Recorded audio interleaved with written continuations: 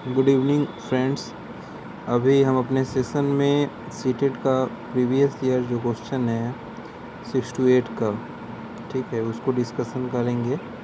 और आप लोग जो है ध्यान से देखिएगा क्वेश्चन को, ठीक है। और जहाँ कहीं भी डाउट हो आप कमेंट सेक्शन में जा कर के कमेंट कीजिए।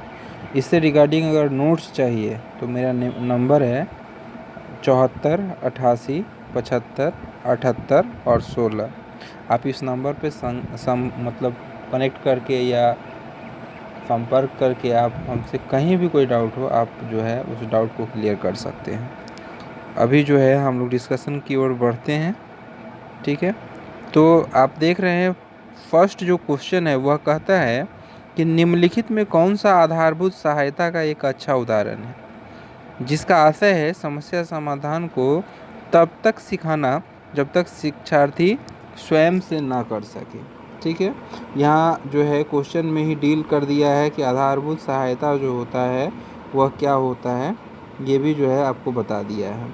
तो यहाँ देखिए कि आधारभूत सहायता क्या होता है, नाम से भी स्पष्ट है, वैसे यहाँ क्लियर भी कर दिया हुआ है कि एक ऐसा सहायता, ठीक है, जो आपको आधार प्रदान करता है, ठीक है, वह आपका क्या है, आधारभूत सहायता है, ठीक है।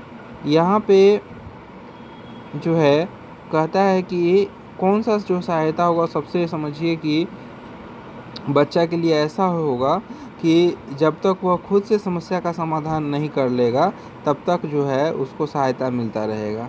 तो ऑप्शन 1 में कहता है कि समस्या का समाधान जल्दी देने के लिए पुरस्कार देना, ठीक है। यह चीज़ ध्यान रखिएगा, ठीक है, कि पुरस्कार देना जो होता है वह बाह्य प्रेरणा, ठीक है, बाह्य उद्दीपक पे काम करता है जो कि अच्छा नहीं माना जाता है। दूसरा क्या कहता है कि उसे यह बताना कि बार बार प्रयास कर वह जो है यह कार्य कर सकता है। तो ये भी जो है आधारभूत सहायता नहीं है, क्योंकि यहाँ स्पष्ट ही है, क्वेश्चन में ही स्पष्ट कर चुका है कि ऐसा जो है करना है कि वो खुद से समस्या समाधान कर सके। तो बार बार करना मतलब यांत्रिकता को बढ़ावा दे रहा है वह, तो ये भी ऑप्शन सही नहीं है। इसमें भी जो है जल्दी पुरस्कार प्राप्त करना मतलब यहाँ बाह्य अभिप्रेरणा से जुड़ा हुआ है, खुद से समस्या समाधान जो है करने का आंतरिक प्रेरणा से बात नहीं है, ठीक है। तो यह खुद से समाधान नहीं कर पाएगा, तो ये भी अच्छा ऑप्शन नहीं है। तीसरा है उसे आधा जो है समाधान किया उदाहरण उपलब्ध करवाना, ठीक है। और चौथा है कि उसे कहना कि जब तक वह समस्या का समाधान नहीं कर लेता तब तक घर नहीं जा सकता है। तो यह भी जो है आधारभूत सहायता इसलिए नहीं होगा कि इस सहायता के द्वारा, ठीक है, शिक्षार्थी समस्या का समाधान जो है नहीं कर पाएगा। लेकिन यह देखिए यहाँ पे वह उसे आधा जो है समाधान किया हुआ अगर प्राप्त हो जाता है, आधा समाधान किया हुआ जो है हल जो है उसको प्राप्त हो जाता है, तो यह क्या है कि उसको जो है एक सहायता मिलेगा, ठीक है, जो कि आधारभूत होगा, क्योंकि वह उसको समझने में, समस्या को समझने में और उसका समाधान करने में उसको जो है मदद करेगा।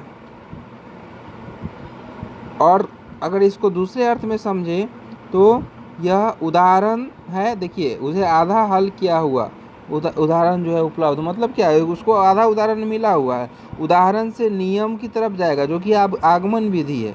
तो इस दृष्टिकोण से भी यह ऑप्शन जो है वह ज़्यादा अच्छा हो जाता है, इसलिए इसका आंसर होगा 3, ठीक है। नेक्स्ट क्वेश्चन की तरफ हम लोग चलते हैं। नेक्स्ट क्वेश्चन है कि आपकी कक्षा में सीखने की विविध शैलियों वाले बच्चे हैं, उनका आकलन करने के लिए आप उन्हें क्या कीजिएगा, जो आपके क्लास में इंडिविजुअल डिफरेंसेज हैं तो वह डिफरेंस को आप क्या कीजिएगा, उसको जो है उसका आकलन करने के लिए। तो कह रहा है कि समान अनुदेशन देंगे, देखिए समान अनुदेशन देंगे तथा उसके बाद बच्चों का परीक्षण जो है प्राप्त के अंकों के अनुसार नामित करेंगे। जब आप बच्चा अलग अलग, देखिए अभी ये बच्चा है, ये बच्चा है, ये बच्चा है, ये बच्चा है, इसका बुद्धि लब्धि अलग है, इसका अलग है, इसका अलग है, इसका है, तो आप एक तरह का इंस्ट्रक्शन दीजिएगा तो आपको पता चलेगा नहीं। इंडिविजुअल डिफरेंस को जो है समझने के लिए, समझाने के लिए अलग अलग इंस्ट्रक्शन देना पड़ता है। एक मानक इंस्ट्रक्शन से आप कुछ नहीं कर सकते हैं। यहाँ समान अनुदेशन देंगे और समान अनुदेशन पे तो जो तेज मेधावी बच्चा होगा, ठीक है, उसको आप उसका आकलन कर लीजिएगा, लेकिन नीचे वाला स्तर का बच्चा का आकलन करने में बड़ी कठिनाई होगी आपको। दूसरा है, उन्हें जो है कार्य और परीक्षण जो है एक समान सेट देंगे, ठीक है, तो ये भी एक समान सेट है, ये भी सही नहीं है, ठीक है। तीसरा है, विविध प्रकार के कार्य और परीक्षण देंगे, ये ऑप्शन को देखिए, ठीक है। और चौथा है क्या कि परीक्षण पूरा करने के लिए एक समान समय देंगे, ठीक है, तो ये भी एक समान देंगे, तो ये भी सही नहीं है। तो देखिए ऐसे भी इसका दूसरा तरीका भी देख लीजिए कि ऑप्शन 1, 3 और 4 में सब में एक समान 1, 2 और 4 में सब में एक समान लिख रहा है, देखिए यहाँ पे, ठीक है। यहाँ भी लिखा हुआ है कि बच्चों द्वारा जो है समान है, यहाँ भी लिखा हुआ है क्या कि एक समान, और यहाँ भी एक समान, मतलब यह जो है ये तीनों ऑप्शन जो है इसे ही कट गया। चौथा ऑप्शन जो विविध प्रकार का जो है, यह ऑप्शन ज़्यादा बेहतर है, क्योंकि यहाँ व्यक्तिगत विभिन्नता है। देखिए ऐसे भी मिलाइए, यहाँ विविध है, विभिन्नता की बात होगी तो यहाँ भी विभिन्नता की बात होगी, ठीक है। जैसा क्वेश्चन रहता है उसी तरह का ऑप्शन भी होता है, ये भी एक है। और वैसे कॉन्सेप्चुअल जाइएगा तो कॉन्सेप्चुअल यही कहता है कॉन्सेप्ट कि अगर व्यक्तिगत विभिन्नता है तो उसे विविध प्रकार का जो है क्या देना है, कार्य देना है, परीक्षण देना है, निर्देशन देना है, उपदेश नहीं निर्देशन देना है, ठीक है, मार्गदर्शन देना है, जिससे बच्चा क्या करेगा, बच्चे की क्षमताओं का आप आकलन कर पाएँ, उसका मूल्यांकन आप कर पाएँ, वो लचीला होना चाहिए, ठीक है। तो ये ज़्यादा अच्छा ऑप्शन क्या हो जाएगा, यही हो जाएगा। चलिए नेक्स्ट क्वेश्चन की तरफ चलते हैं, 3 नंबर। ज़्यादा क्वेश्चन हम अभी नहीं करेंगे, 10 ही क्वेश्चन करेंगे, लेकिन आप समझने का प्रयास कीजिए। आप लोग जो है थोड़ा सा मनोबल मेरा बढ़ाइए, क्योंकि हम वीडियो डाल रहे हैं, मेरा लाइक थोड़ा कम आ रहा है, तो मनोबल नहीं बढ़ने से होता क्या है कि थोड़ा सा काम करने में सही नहीं लगता है। आपको अगर अच्छा लगता है वीडियो तो शेयर कीजिए, लाइक कीजिए, सब्सक्राइब कीजिए। फिर हम आपको अपने दृष्टिकोण से, अभी तो हम साइकोलॉजी डाल रहे हैं, फिर हम आपको मैथ सेक्शन डालेंगे, और भी जो आपका जो चीज़ है उसको हम डालने का प्रयास करेंगे, ठीक है। चलिए नेक्स्ट क्वेश्चन की तरफ आते हैं, 3 नंबर। आजकल बच्चों की गलत धारणाओं को वैकल्पिक धारणाएं कहने की प्रवृत्ति है, इसे कहा जा सकता है, क्या कहा जा सकता है कि अगर गलत धारणा कोई बच्चा करता है या कहता है तो उसको हम लोग वैकल्पिक धारणा कहते हैं। क्यों?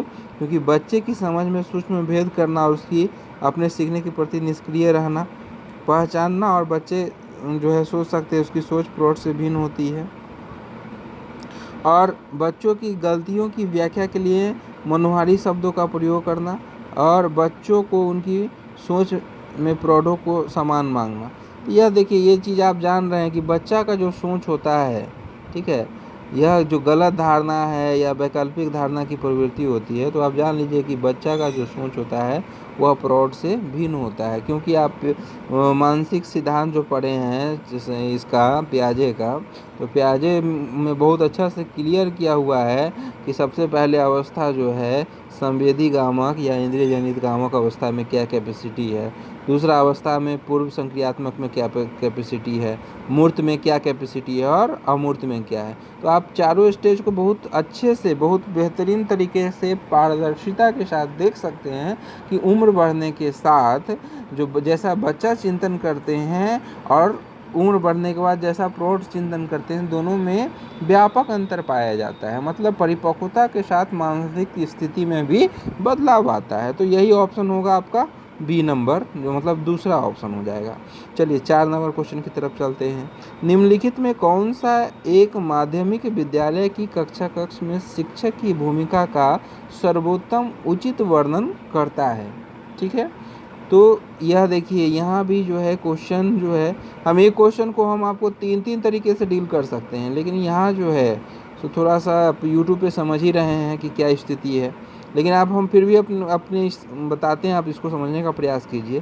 तो निम्नलिखित में कौन सा जो है एक माध्यमिक विद्यालय की कक्ष में शिक्षक की भूमिका का सर्वोत्तम और उचित, मतलब पॉजिटिव क्वेश्चन है, ठीक है, कि मतलब जो सेकेंडरी लेवल स्कूल पे शिक्षक का जो है कौन सा जो है सबसे उत्तम जो है भूमिका का वर्णन करता है। तो अब बहुपरिप्रेक्ष्य को निरुत्साहित, ये वर्ड देखिए, वर्ड पे निरुत्साहित करना, बहुपरिप्रेक्ष्य है, ठीक है, उसको निरुत्साहित करना, ये क्या उत्तम होगा? सर्वोत्तम तो हो ही नहीं सकता है कि आप किसी को हतोत्साहित कर दीजिए, निरुत्साहित कर दीजिए। उसके बाद कहता है व्याख्या देने के लिए पावर पॉइंट, व्याख्या भी देना अच्छा नहीं माना जाता है, आप ध्यान रखिएगा। लेक्चर मेथड जो है वन वे मेथड हो जाता है, टीचर सिर्फ बोलता है, व्याख्या देता है और छात्र निष्क्रिय रहते हैं, इसलिए ये मेथड अच्छा नहीं माना जाता है। चौथा ऑप्शन देखिए, प्रथम स्थान के लिए शिक्षार्थियों को आपस में प्रतिस्पर्धा के लिए, ये जो कंपटीशन की भावना है, ठीक है, ये भी आपको नहीं बढ़ाना है, क्योंकि अगर सबका अपना अपना जो है कॉम्पिटेंसी है, अपना अपना जो है उसका कहिए कि एटीट्यूड है उसका, ठीक है, तो आप अलग अलग व्यक्ति का अलग अलग गुण है, ठीक है, आप एक दूसरे को प्रतिस्पर्धा नहीं करवाएं, बल्कि सहयोगी अधिगम, कोलैबोरेटिव लर्निंग और कोऑपरेटिव लर्निंग की बात आती है। अभी हम समूह में सीखे, एक दूसरे से सीखे, ना कि आप एक दूसरे से जो है द्वंद्वता फैलाएं। तो ये भी ऑप्शन अच्छा नहीं है। ये ऑप्शन 3 अच्छा है, चर्चाओं पर जो है, अच्छा, चर्चाओं का अवसर जो है उपलब्ध करवाना। अच्छा, एक चीज़ मेरा ध्यान रखिएगा, ठीक है, आपको एक बहुत बारीकी बात बता रहे हैं कि कभी भी आप सीटेट को क्वेश्चन बनाने का प्रयास कीजिए तो आप फर्स्ट जो ऑप्शन पढ़िए, ध्यान रख लीजिए इस चीज़ को कि फर्स्ट ऑप्शन जो है, आप सबसे पहला ऑप्शन थर्ड पढ़ें, उसके बाद जो है ऑप्शन पढ़ें 4, और उसके बाद पढ़ें फर्स्ट, और उसके बाद पढ़ें सेकेंड, मतलब 3 4 1 2 के, 3 4 1 और 2 के क्रम में पढ़े, इससे आपका समय बचेगा, ठीक है। इससे आपको हम निश्चिंत कहते हैं कि कम से कम 15 से 20 मिनट टाइम आपका पूरे एग्ज़ाम में बचेगा। इसको आप पालन कीजिए और आप अभी से इस चीज़ को बनाने का प्रयास कीजिए, आपको तुरंत जो है इसका फल दिखाई देने लगेगा। 5वां क्वेश्चन देखिए, अभिप्रेरणा से है। अभिप्रेरणा और अधिगम के बारे में निम्नलिखित में से कौन सा एक कथन सही है? मतलब यह जो है मोटिवेशन और लर्निंग के बारे में कौन सा बात सही है? कह रहा है कि अधिगम में प्रेरणा की कोई भूमिका नहीं होती है। क्या लर्निंग में आप इंटरनल जब तक मोटिवेट होइएगा नहीं तब तक आपका लर्निंग होगा नहीं, ये गलत बात हो गया, ठीक है। दूसरा कहता है कि अधिगम केवल तभी प्रभावी होगा जब शिक्षार्थी बाहरी, देखिए केवल, एक तो ऐसा ही है, केवल तभी प्रभावी होगा, केवल जो है निगेटिव वर्ड है और ये लाइन भी पूरा निगेटिव है कि बाहरी प्रेरणा से प्रेरित होकर के ही खाली आपको मतलब बाहरी प्रेरणा तो होना ही नहीं चाहिए। बाहरी प्रेरणा छोटे स्तर पे होता है कि हाँ तुम ये काम कर लो तो तुमको चॉकलेट देंगे, तुम ये काम कर लो तो तुमको बिस्किट देंगे, ये कर लोगे तो तुमको पेन मिलेगा। तो ये बाहरी प्रेरणा आपको क्षणिक होता है, लॉन्ग लाइफ के लिए, मतलब ज़्यादा काम करने के लिए, आंतरिक खुशी पाने के लिए आंतरिक प्रेरणा होना चाहिए। तो ये 2 ऑप्शन भी गलत हो गया। उसके बाद फिर इसमें केवल आ रहा है, देखिए अधिगम केवल तभी प्रभावी होगा जब शिक्षार्थियों की भीतरी, फिर ये देखिए भीतरी प्रेरणा की बात कह रहा है, ठीक है, ये भी गलत हो गया। सीखने की अंतर्निहित इच्छा हो, तो केवल जैसा ही वर्ड आ जाएगा नेगेटिव समझ लीजिएगा। इसमें वैसे देखिए, एक मिनट ध्यान से दीजिए, चारों ऑप्शन यहीं पे बच्चा गलत कर देता है। देखिए थोड़ा सा इसको मिटाते हैं। देखिए अधिगम केवल तभी प्रभाव जब शिक्षार्थी बाहरी रूप से, ये भी गलत हो गया।